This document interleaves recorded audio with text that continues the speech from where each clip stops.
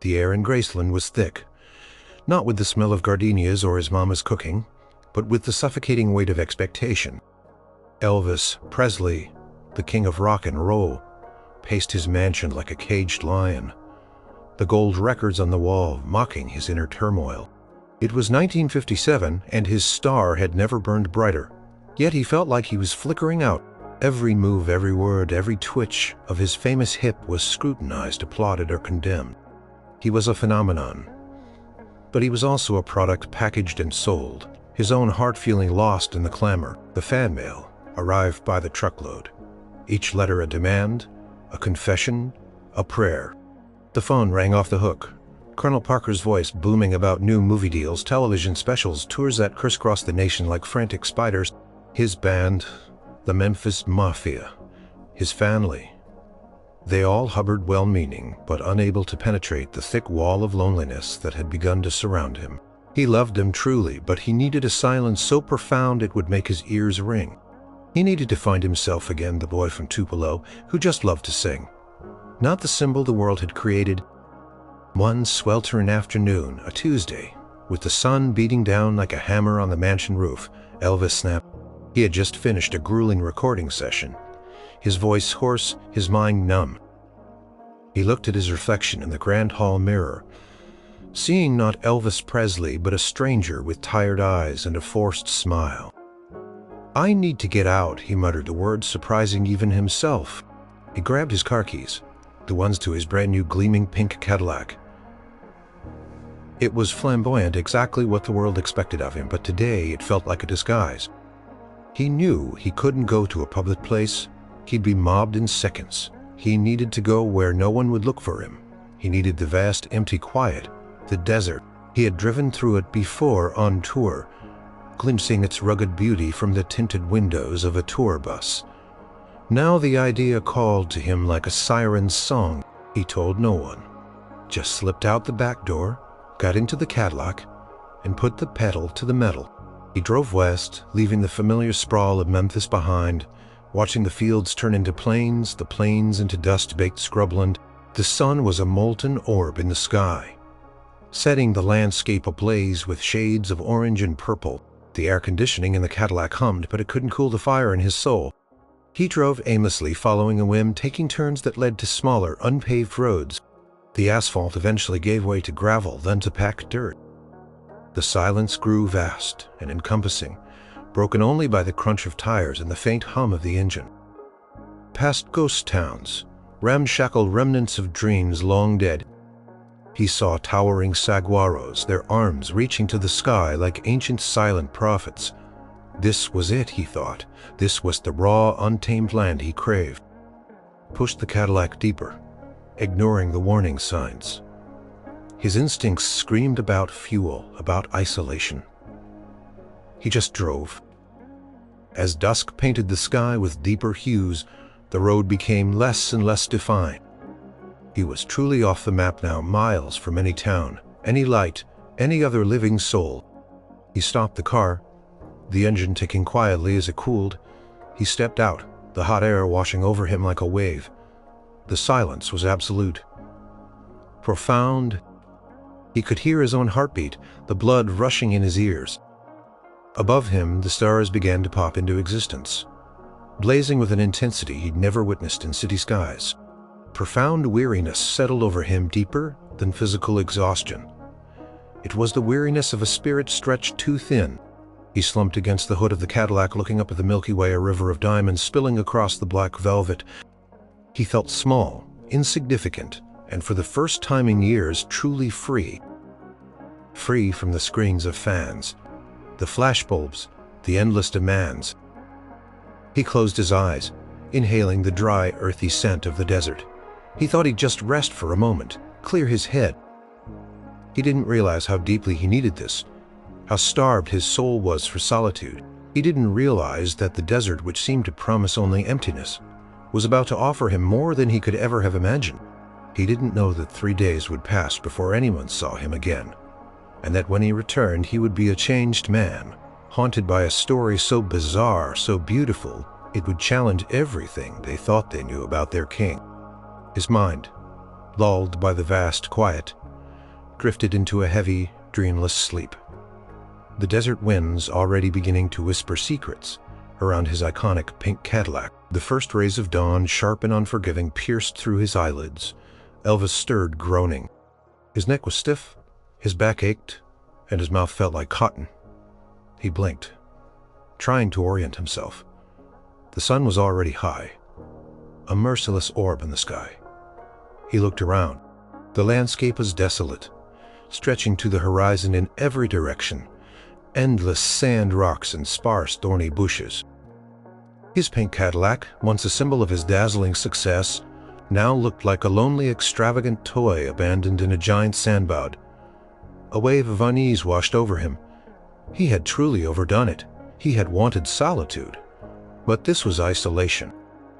The key turned, but the engine only coughed weakly, then died. He tried again, a growing knot of panic tightening in his stomach. Nothing. He'd driven so far off the main roads, pushed the gas pedal down until the gauge was firmly on E. He'd been running on fumes, and now even the fumes were gone. He swore under his breath, a hollow sound in the vast silence. This was bad, really bad. He had no water, no food, and no idea where he was. The heat was already building a palpable presence. He had to walk, but which way? He remembered vaguely driving west, but the sun was directly overhead, offering no directional clues. He grabbed his leather jacket and draped it over his head for some semblance of shade. He started walking, putting one foot in front of the other, hoping to find a road, a sign, anything. The desert floor was uneven, rocky in places, soft sand in others, making every step an effort. The sun beat down, a relentless enemy. Sweat trickled down his temples, stinging his eyes. His throat was already raw. Hours blurred into an agonizing crawl. The landscape shimmered, mocking him with mirages. Distant lakes that dissolved into dusty air, towering cities that were merely rock formations.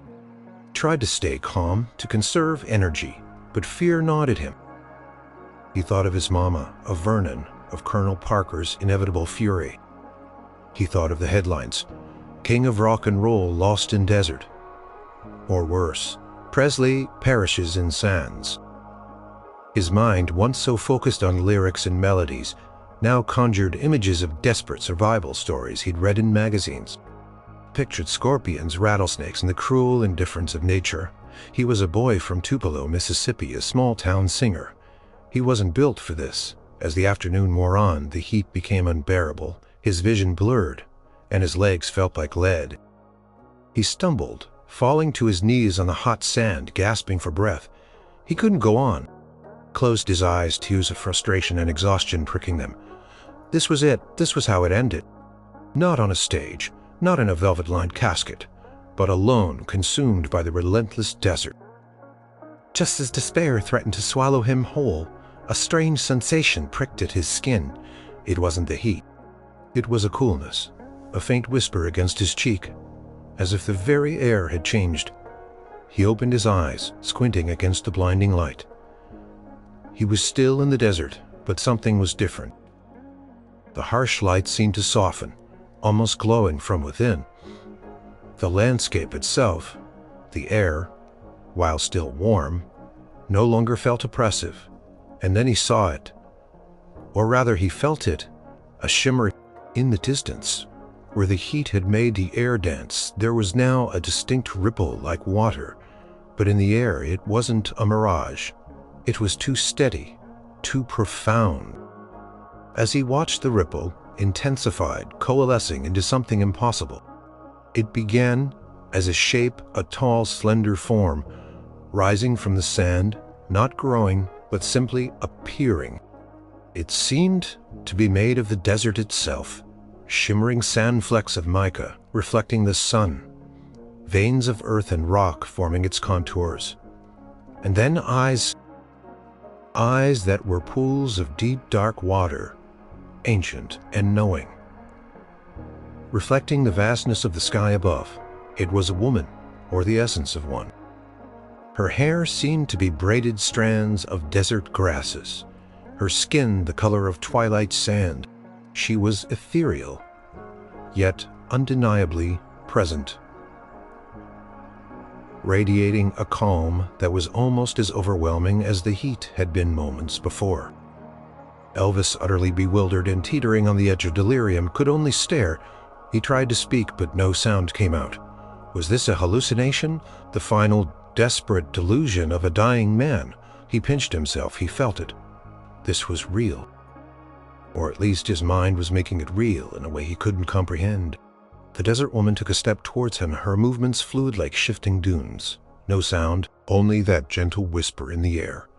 A whisper that seemed to bypass his ears and settle directly into his mind, calming the frantic beat of his heart. She extended a hand, not to touch him, but to offer something. In her palm, nestled amongst what looked like polished desert stones, was a single perfect cactus flower. Vibrant pink, and beside it a small, clear pool of water, impossibly cool. Impossibly still. His parched throat ached for it. He didn't question it. He couldn't. He slowly reached out his hand, trembling, and dipped his fingers into the water. It was the purest, sweetest liquid he had ever tasted, washing away the grit and the fear, leaving behind a sensation of pure, life-giving energy. He looked up at the desert woman, her eyes holding an infinite compassion. He had wandered into the heart of the desert, lost and broken, and something ancient had found him. His bizarre journey had truly just begun. Elvis drank slowly, reverently from the impossible pool in the desert woman's hand. Each sip was like a balm, not just for his parched throat, but for his weary soul. The water wasn't just cool. It was filled with a subtle, vibrant energy that seemed to flow through his veins, revitalizing every cell. He felt the tension in his shoulders, eased the dryness in his eyes disappear, and the frantic pounding of his heart slow to a steady rhythm. When he finished, the small pool in her hand shimmered and then simply vanished, leaving only the smooth, cool stones. The cactus flower, however, remained, its delicate petals glowing with an inner light. She then held out a small sun-dried fruit, unlike anything he'd ever seen. It looked like a date, but larger, and pulsed with a soft golden light. He took it, hesitant, then bit into it. Taste was sweet and earthy, instantly sating the gnawing hunger he hadn't fully recognized until that moment. It was enough. Just one fruit, and he felt completely nourished. He looked at her, truly looked at her. Her form was fluid, seeming to shift with the light and the wind. Her eyes were deep pools, holding ancient secrets, yet radiating an undeniable kindness. He tried to speak again, to ask, "Who are you?" or "Where am I?" But no words would come. It was as if his voice box was numbing, or perhaps words were simply unnecessary here instead. A feeling, clear and resonant, entered his mind. Lost one. "The desert has called you," Elvis blinked. But perhaps the desert had its own needs, its own way of reaching out. The desert woman, he instinctively knew she wasn't human, but a spirit of this land beckoned him with a gentle tilt of her head. She turned and began to walk, not quickly, but with a serene grace. He followed, feeling no further fear, only a profound curiosity and a strange sense of peace. She led him to a cluster of massive, ancient rock formations, their surfaces carved by millennia of wind and sand. They rose like natural cathedrals, casting long shadows that offered precious respite from the sun. Hidden within this labyrinth of stone, she led him to a small, secluded grotto. It was cool here, surprisingly so, and the air was still and sweet. On the grotto floor, a soft bed of desert moss and dried grasses had been laid, offering a comfortable place to rest. He sank onto it, exhausted but strangely content. The desert woman sat opposite him, her form almost blending into the rock wall, her presence a silent, calming anchor. Closed his eyes, and instead of the usual barrage of thoughts about fame, music, and his hectic life, his mind was quiet, utterly, beautifully quiet. As he rested, images began to drift through his mind, not like dreams but like memories, projected onto the inside of his eyelids. He saw himself as a child in Tupelo, poor but happy, singing with his guitar. On the porch, he saw his mama, Gladys, her eyes full of love and worry. He saw his early days on the road, raw and hungry, playing for dimes and cheers. He saw the shift, the explosion of fame, the crowds growing larger, their adoration more intense but also more suffocating.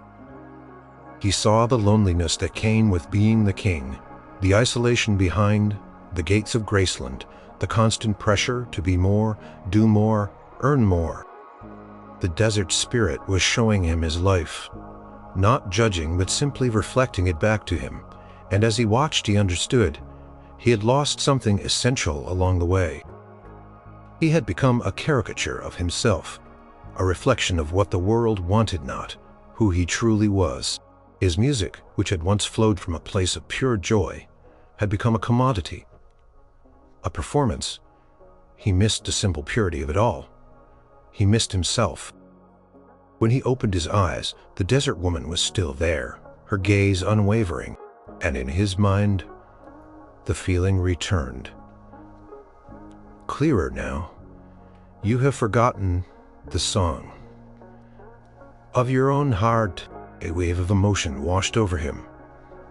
Not sadness, but a deep, resonant understanding.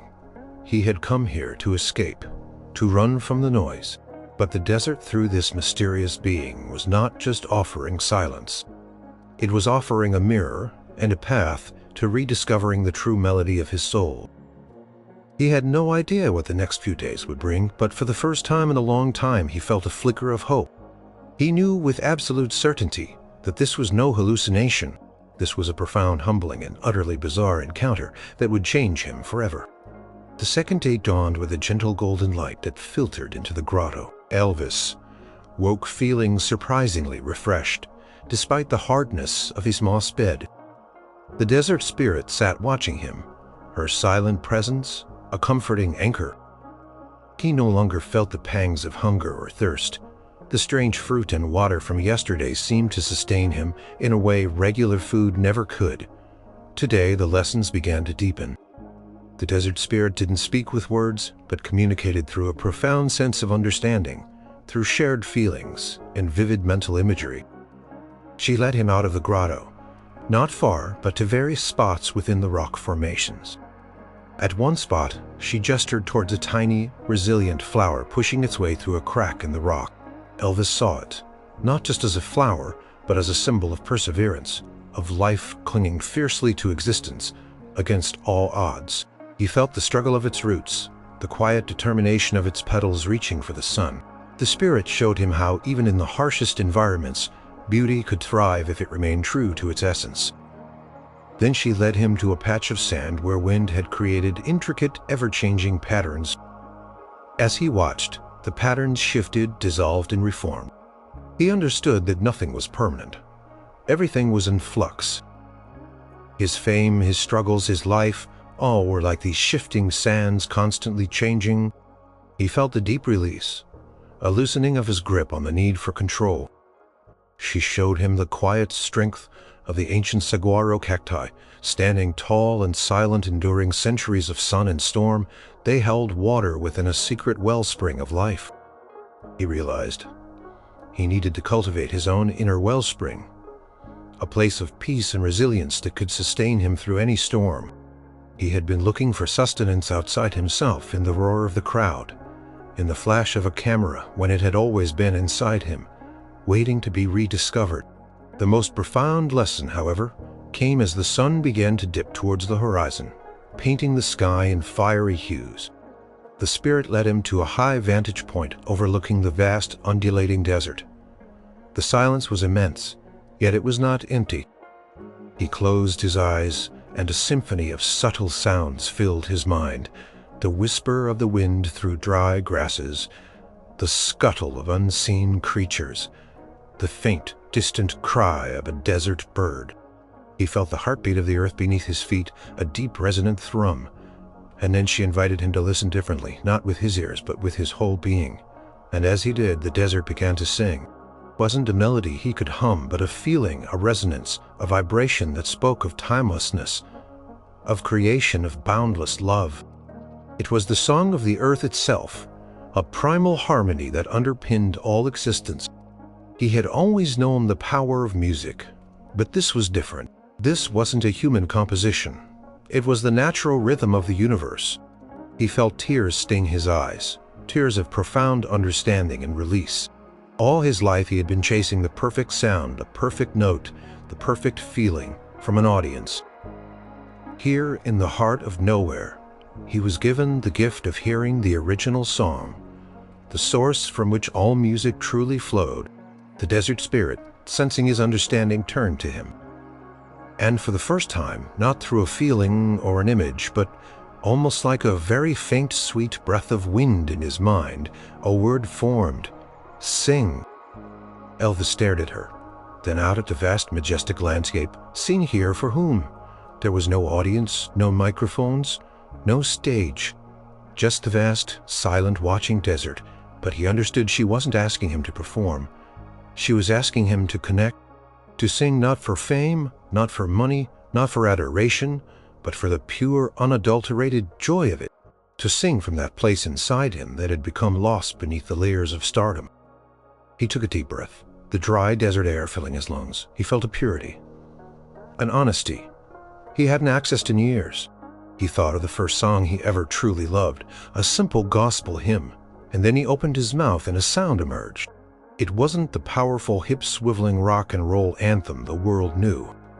It was softer, more resonant, a melody born of deep emotion and profound gratitude. He sang, his voice raw and true, unburdened by technique or expectation. He sang for the wind, for the rocks, for the silent, watching spirit. He sang the song of his own rediscovered heart. And as the last note faded into the deepening twilight, a feeling of absolute peace settled over him.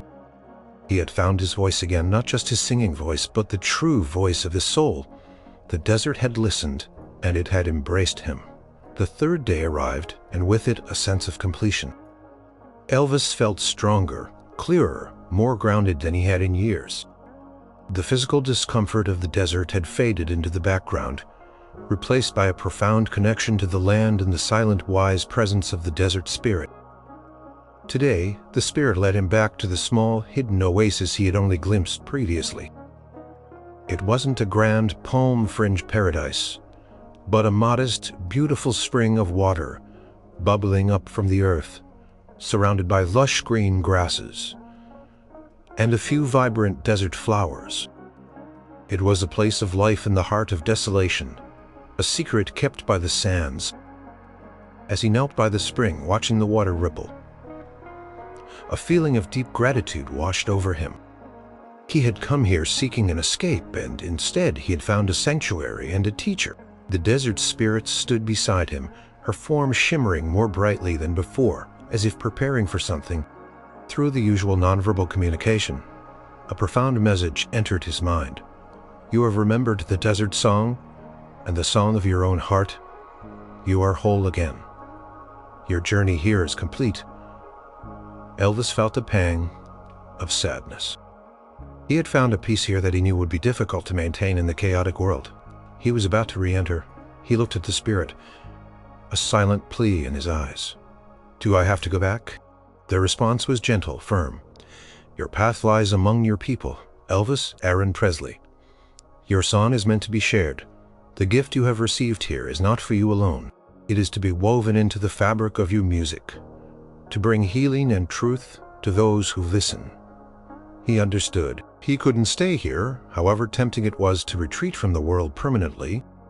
His purpose, his gift, was to connect with people through his voice. The desert had cleansed him, taught him, and now it was time to carry that wisdom back. Then the desert spirit extended her hand. Again, this time, there was no water, fruit. Her palm was empty, yet radiating a soft, warm light. This is my gift to you. The feeling resonated in his mind. It is not of this world. It is the peace of the desert, the resilience of the earth, and the truth of your own soul. It will always be within you, a silent wellspring when the noise becomes too great. Listen, and remember. She gently touched his forehead. A jolt, not of pain, but a pure crystalline energy surged through him. He felt his mind expand, his heart swell. It was as if 1,000 years of desert wisdom had been condensed and poured into him, settling into a quiet, sacred space deep within his being. Closed his eyes, overwhelmed by the profound sense of connection, of belonging. He was no longer just Elvis Presley, the famous singer. He was also a part of this ancient, living desert. When he opened his eyes, the desert spirit's form seemed to shimmer more intensely, almost dissolving into the light. She began to fade, her contours blurring, her colors blending back into the sand and sky. Her eyes, those deep pools of water, were the last to linger, holding his gaze with an infinite understanding and a promise of enduring presence. Remember was the last faint whisper in his mind as she became one with the shimmering heat haze. A part of the desert once more. Elvis was alone again, but not truly.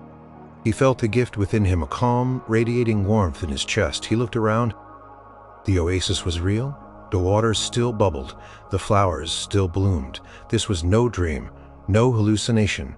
He knew it was time. He stood up, feeling a strength he hadn't possessed before, both physical and spiritual. He didn't know which way to go, but a gentle pull, a subtle instinct, guided him. He started walking, his steps firm, his mind clear. He carried the desert within him, and he knew somehow that it would guide him back to where he needed to be. The sun was high when he saw it, a faint dust trail on the horizon, hinting at a road. Then a tiny speck in the distance growing larger, resolving into a vehicle, a jeep, and as it got closer, he saw the familiar faces. Vernon, his father, his eyes red-rimmed with worry, a few members of the Memphis Mafia, and the stern, relieved face of Colonel Parker. They were frantic, exhausted, their faces etched with 3 days of fear. He must have looked a sight, dirty, disheveled, his clothes torn, but his eyes clear and calm, holding a secret light. The jeep screeched to a halt. His father was out first, rushing towards him, embracing him in a hug so tight it almost squeezed the breath out of him. "Elvis, my boy, where in the good Lord's name have you been?" Vernon sobbed, tears streaming down his face. The others crowded around him, a cacophony of questions, relief and exasperation. "Elvis, are you all right? We've been looking for you day and night. The press is going wild. Your Cadillac's out there. We found it." Elvis looked at them, at their worried faces, at the frantic energy they carried. He smiled, a genuine, unforced smile. He was back in their world, the world of noise and demands. He felt a twinge of distance, a quiet knowing that they couldn't possibly understand what he had experienced. But he also felt a deep love for them, a renewed appreciation for their concern, however overwhelming. "I'm all right," he said, his voice a little hoarse but steady. "I was out for a walk." He paused, then added, "A long walk." They eyed him skeptically, relief warring with disbelief. A long walk? For 3 days in the middle of the desert, without a single drop of water, without a word to anyone. It was unbelievable. Colonel Parker, ever the pragmatist, stepped forward, his eyes narrowed. "Elvis, son, you worried us sick. What happened? Where were you? You just vanished." Elvis took a breath, the arid desert air filling his lungs, the memory of the desert spirit's touch still warm on his forehead. He knew they wouldn't believe him, but he had to tell them. He had to try. This bizarre, heartwarming truth was now a part of him, an integral part of who he was, and it was going to change everything. Back in Graceland, the relief was palpable, thick enough to cut with a knife. Doctors swarmed Elvis, checking him over, marveling at his apparent good health, despite 3 days in the desert. Other than dehydration and some scrapes, he was surprisingly sound. There was a difference in his eyes, a serene depth that hadn't been there before. The mansion was abuzz. Colonel Parker paced, shouting into phones, trying to manage the media frenzy that had erupted. "King of rock and roll vanishes in desert," the headlines screamed. Now they would scream, "King found alive." But they also wanted answers. Elvis sat in his favorite armchair in the living room, a glass of water in his hand, looking out at the perfectly manicured lawns. His father, Vernon, sat beside him, still teary-eyed, but immensely relieved. Some of the Memphis Mafia members hovered nearby, looking exhausted but watchful. "So, Elvis," Vernon began, his voice gentle, "what happened out there, son? You scared us to death." Elvis looked at his father, then at the others. He took a slow breath, the unique scent of the desert still clinging to his clothes. Though no one else seemed to notice, he knew this would be difficult. I just needed to get away," he started, his voice calm even for him. "The noise, the constant noise, it was too much. I drove out into the desert, just kept going until I couldn't anymore. The car ran out of gas." They nodded. This part they could understand. The pressures of fame were immense. "And then?" asked one of the Mafia members, Sonny West, leaning forward. "You just walked away." "Yeah," Elvis confirmed. "I needed to be alone, truly alone, and I walked until I couldn't walk anymore. The heat was immense. I thought I was done for." He paused, remembering the despair, the overwhelming sensation of being at the end. Then he began his bizarre tale. "And then she appeared."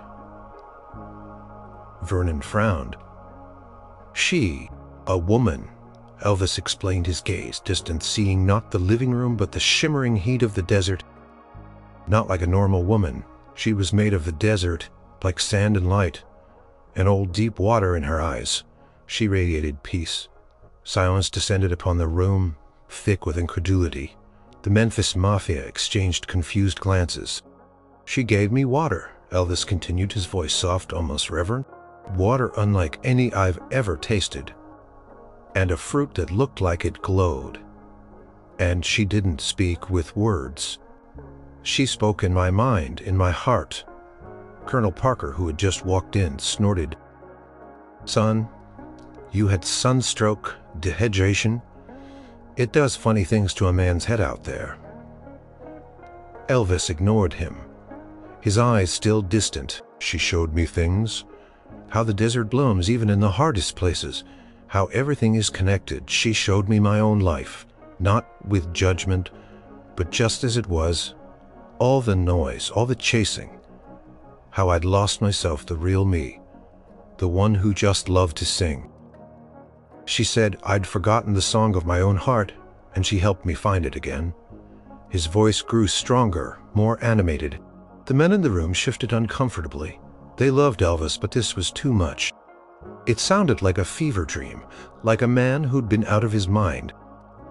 "And then," Elvis concluded, a quiet reverence in his voice, "she gave me a gift, a part of the desert," she said.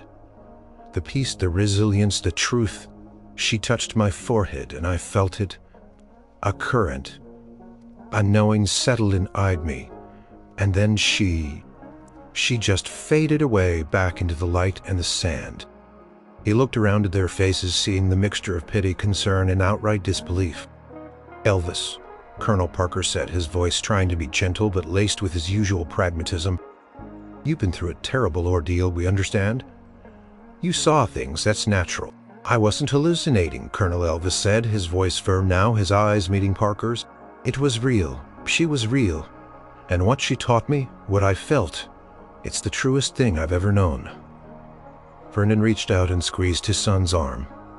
"Whatever it was, son, we're just glad you're home. Safe." He didn't say he believed him, but his love was evident. They would attribute it to the heat, to the stress, to a temporary break from reality. And in a way, he almost preferred it. This secret, this bizarre, beautiful truth, was his alone. It was something they couldn't package, couldn't sell, couldn't exploit. It was his. And it had changed him profoundly, irrevocably. He was still the king. But now, he was also something more. Something deeper, something touched by the ancient wisdom of the desert. In the weeks and months that followed, the world saw a subtle yet undeniable change in Elvis Presley.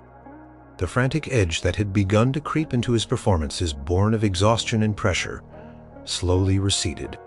He still had the energy, the raw power, the iconic moves that drove audiences wild. But there was a newfound depth, a soulful resonance in his voice that hadn't been quite as pronounced before. When he sang his ballads, there was an almost spiritual quality to them, a profound tenderness that touched hearts more deeply than ever. When he launched into a rocker, it wasn't just about rebellion and excitement. There was an underlying current of joy, a sense of liberation, as if he was singing not just for the crowd, but for the very pulse of life itself. His eyes, though still carrying the weight of fame, now held a quiet knowing, a peacefulness that seemed incongruous with the chaos that surrounded him. The Colonel and the Memphis Mafia noticed it. They couldn't put their finger on it. He was calmer, more patient, less prone to the mood swings that had plagued him under pressure. He still worked tirelessly, still gave his all, but it seemed to come from a different source now. An inner wellspring that never ran dry. They attributed it to the desert incident. Perhaps a beneficial psychological reset, whatever that meant. They certainly didn't believe his bizarre story, but they couldn't deny the positive change. His father, Vernon, however, sometimes caught Elvis gazing out at the western horizon, a thoughtful, almost wistful expression on his face.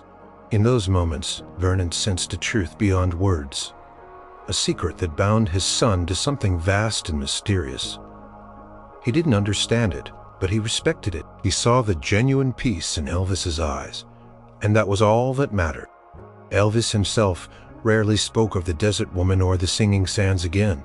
It became his private wellspring, his inner sanctuary. When the demands of fame threatened to overwhelm him, when the loneliness felt too heavy, he would close his eyes. And in the quiet space within, he would feel the cool touch on his forehead, hear the faint whisper of the wind through desert grasses, and listen to the silent song of the sands.